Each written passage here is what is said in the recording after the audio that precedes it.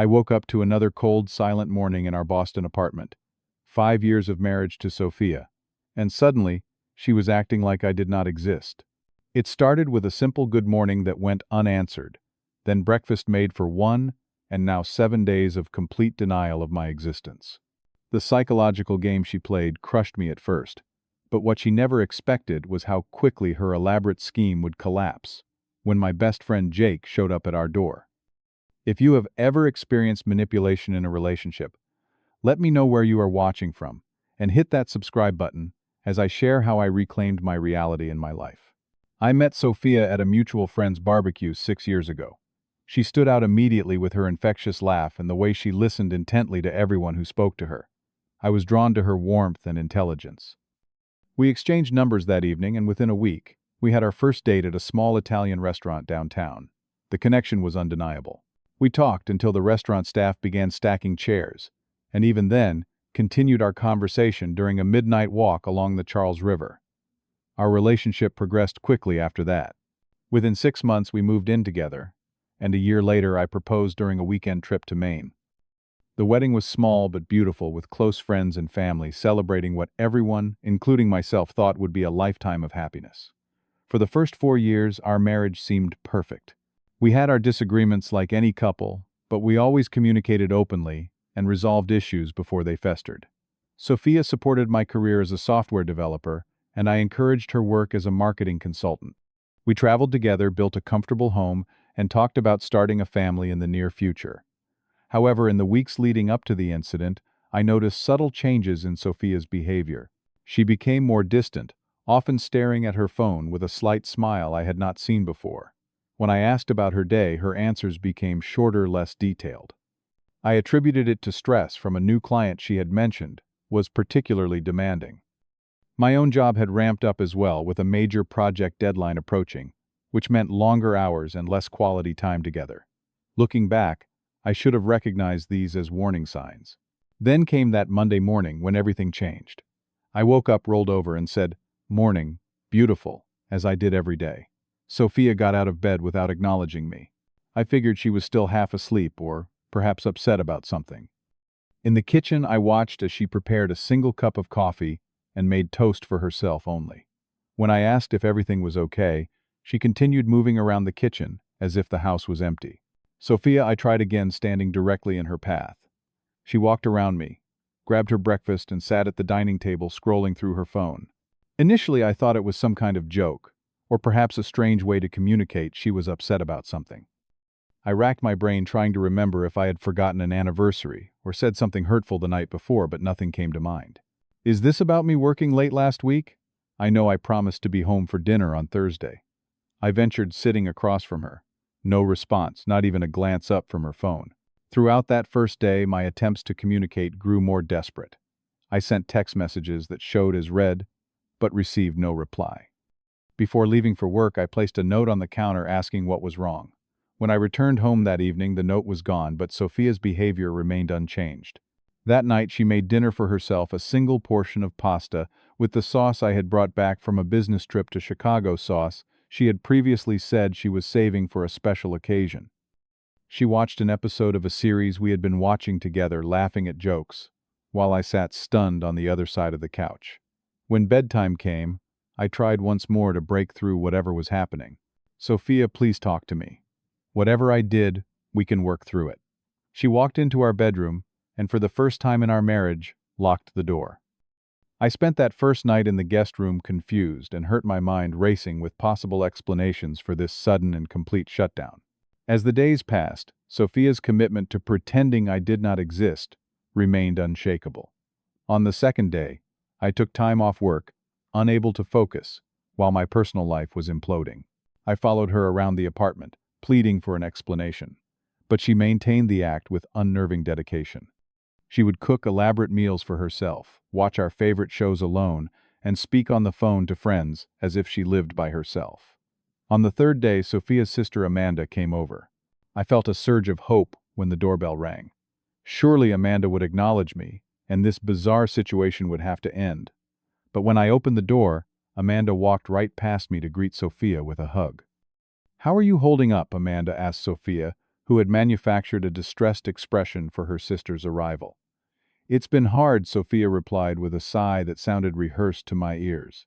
"Levi has been so distant lately, he's barely around, and when he is, it's like he's not even present."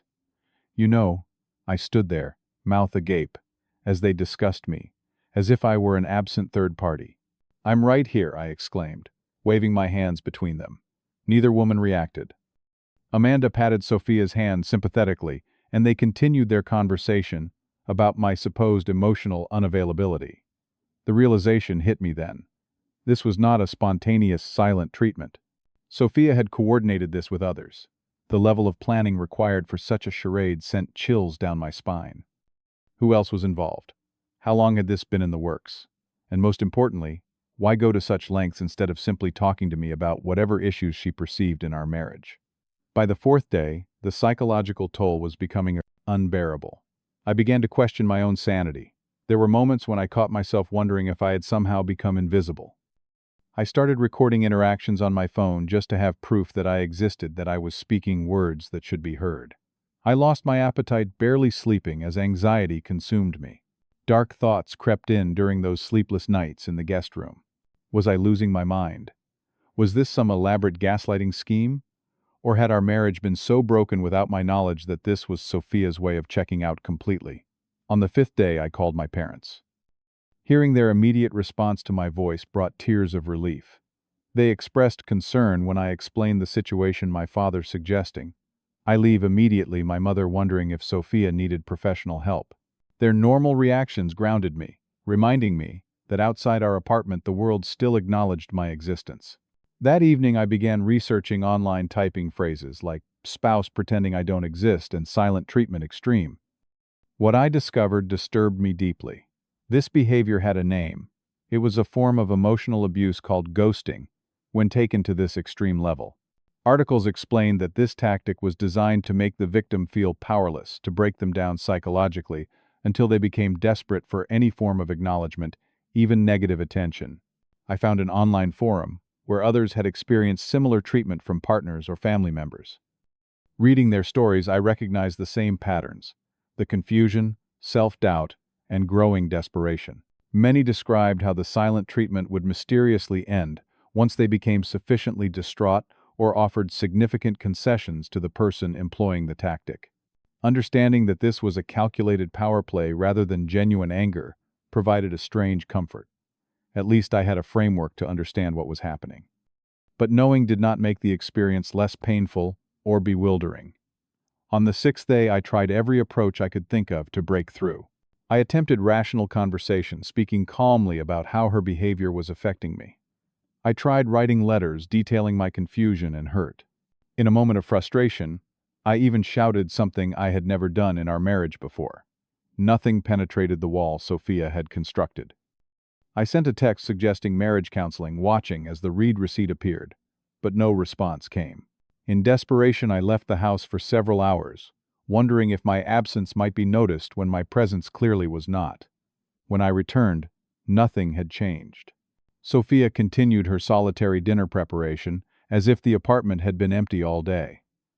That night, while Sophia showered, I noticed her phone light up with a message.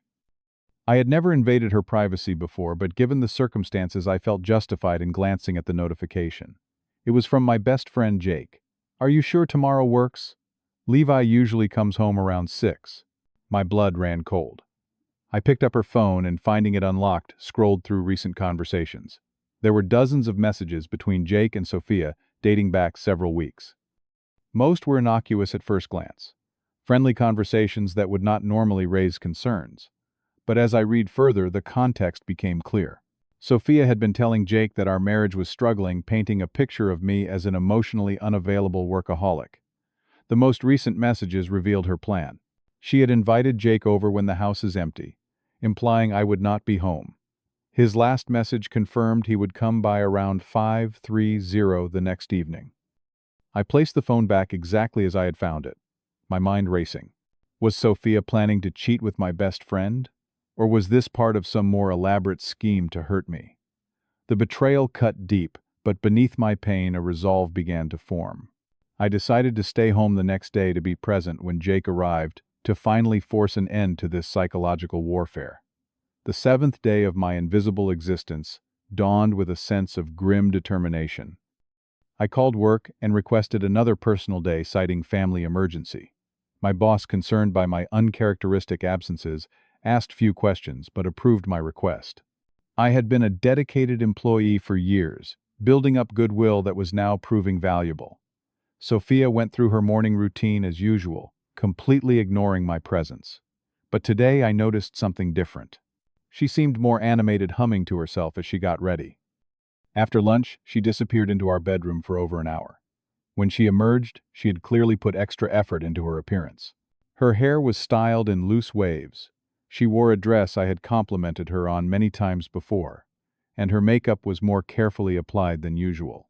The sight of her preparing so meticulously for Jake's visit twisted the knife deeper.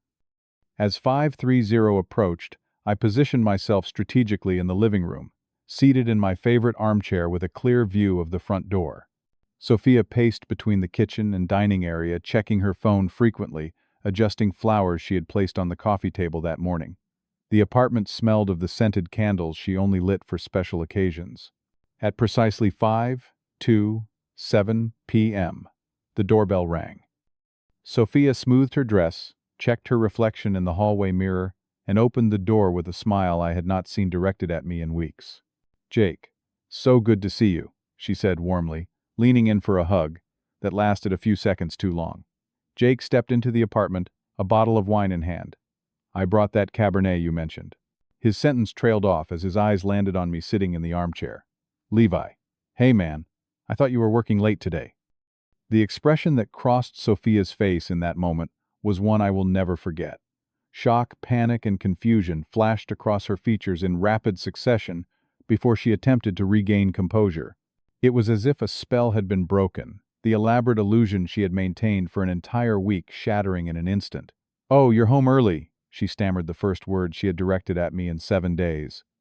"Actually, I have been home all day," I replied calmly, standing up to greet Jake with a handshake.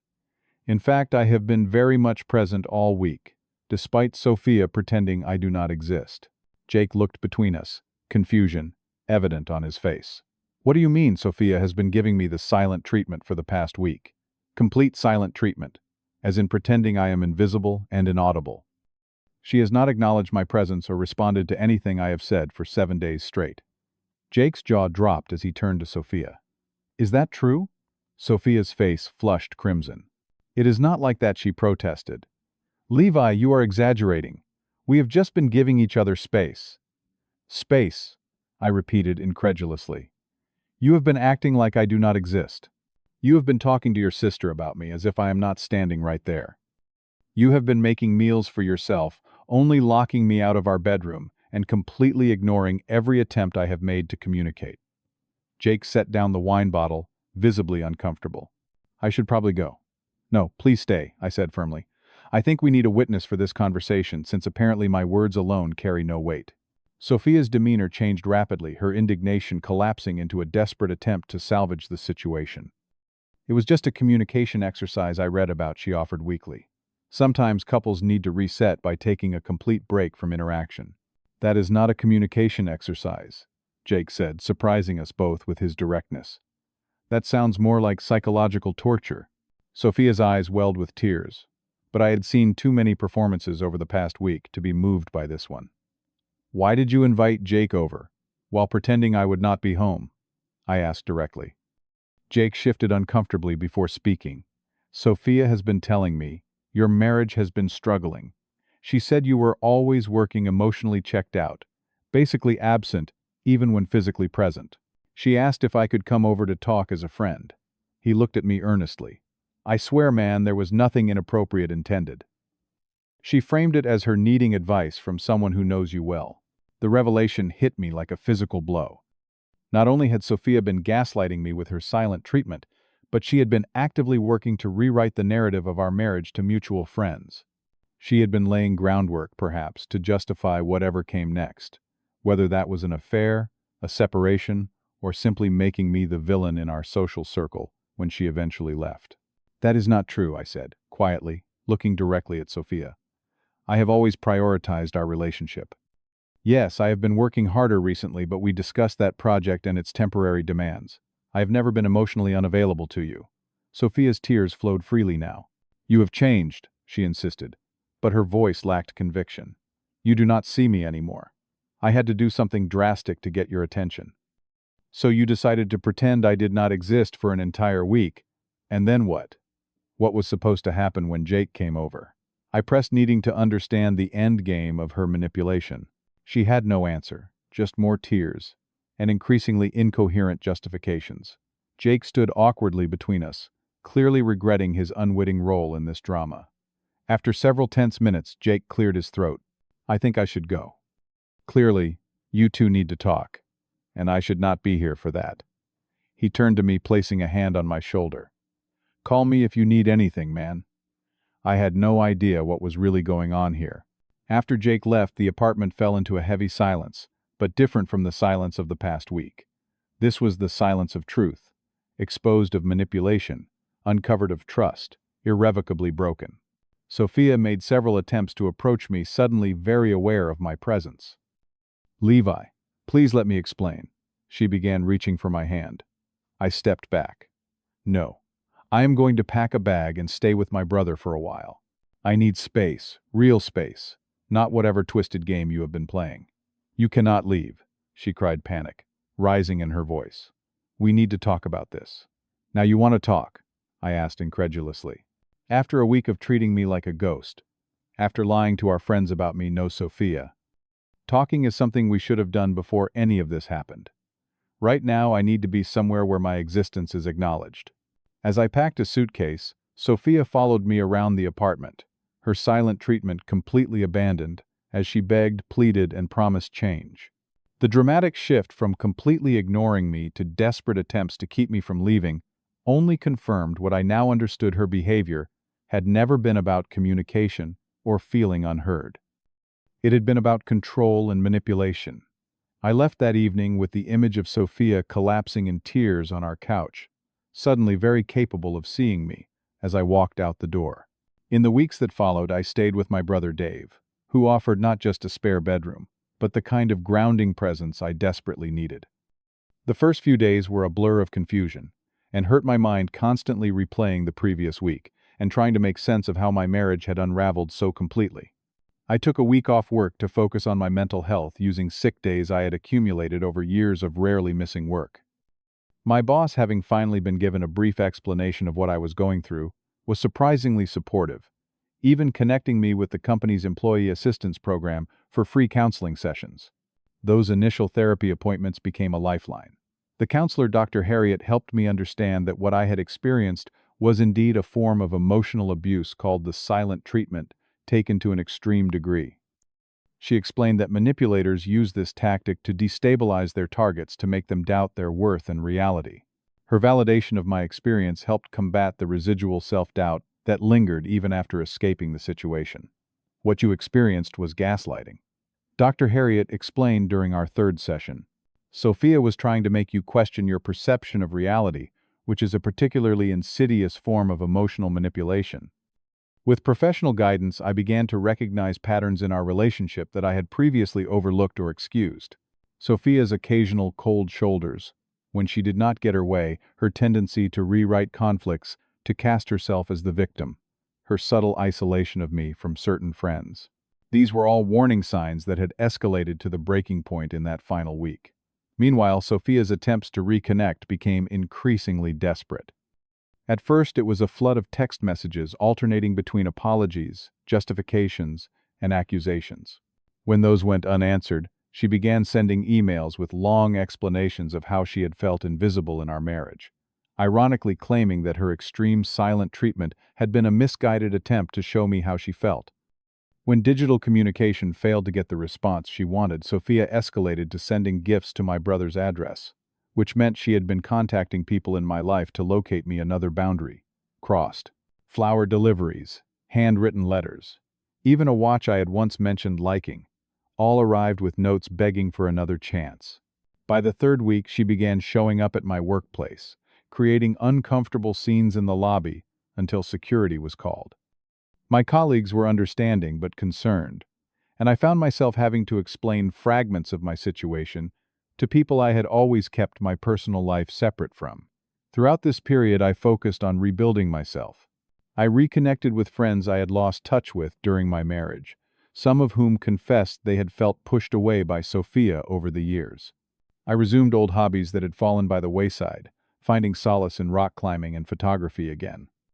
I even joined a support group for survivors of psychological abuse, where sharing experiences with others who understood brought a sense of community in my healing. After a month of space and reflection, I agreed to meet Sophia at a neutral location, a coffee shop downtown. I arrived early, choosing a table with a clear view of the entrance and exit and instinct. Dr. Harriet had assured me was normal after experiencing manipulation. Sophia arrived precisely on time, looking both eager and nervous.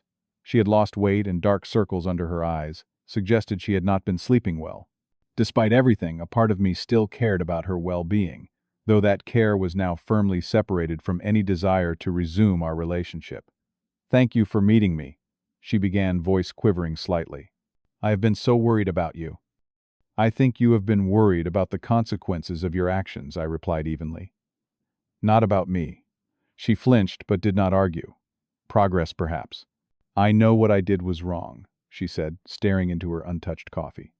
"I have started therapy too. My therapist is helping me understand why I would do something so hurtful to someone I love." "And why did you?" I asked, genuinely curious about what rationale she had constructed. "I felt invisible in our relationship," she repeated her earlier claim. "You were so focused on work, coming home late, always tired. I tried telling you I was unhappy, but you did not seem to hear me." The silent treatment started as just one day of trying to make a point. But then, when it seemed to finally get your attention, I could not stop. It was like I had power for once. I considered her words carefully. "If you felt unheard, we could have had a conversation. You could have suggested counseling. You could have explicitly told me you were unhappy. Manipulating me and lying to our friends was not the answer. I know that now," she whispered. "I will do anything to fix this. I have scheduled appointments with a marriage counselor. I will go alone if you will not come. But I hope you will consider it. I love you, Levi. What we had for 5 years cannot just end like this." Looking at her across the table, I felt a strange calmness. The woman I had married, or at least who I thought I had married, would never have subjected me to such psychological torment. The person before me was someone capable of sustained cruelty, of elaborate deception, of recruiting others into schemes designed to hurt me. Whatever love had existed between us could not survive such a fundamental breach of trust. "I am filing for separation," I told her gently but firmly. "I have already consulted a lawyer. This is not a negotiation or a punishment. It is simply what I need to do for my well-being." The news hit her hard. She began crying, pleading, promising change. People at neighboring tables glanced over uncomfortably. I remained calm, having anticipated this reaction. "I forgive you," I said, when her tears subsided enough for her to hear me. "I forgive you because holding on to anger would only hurt me more. But forgiveness does not mean reconciliation. Some boundaries once crossed cannot be uncrossed." I left that coffee shop with a sense of closure, having finally expressed my truth and made my decision clear. In the months that followed, the legal process of ending our marriage proceeded.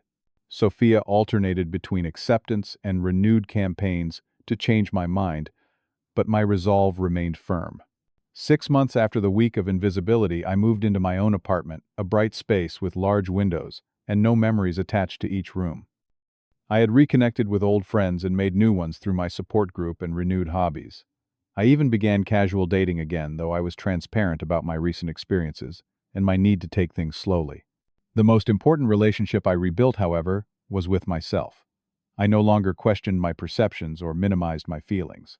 I recognized manipulation tactics quickly and set boundaries without guilt. I learned that being visible to yourself, honoring your own truth and worth, ultimately matters more than being seen by someone incapable of truly valuing you. If my story resonates with you, please remember that you deserve relationships where you are fully seen and respected. No one has the right to make you feel invisible or question your reality. Share in the comments if you have ever experienced similar manipulation and how you handled it. Remember to subscribe for more stories of overcoming relationship challenges and like this video if it helped you recognize signs of psychological manipulation. Thank you for listening to my journey, and I hope it helps someone feel less alone in their own struggles with emotional abuse.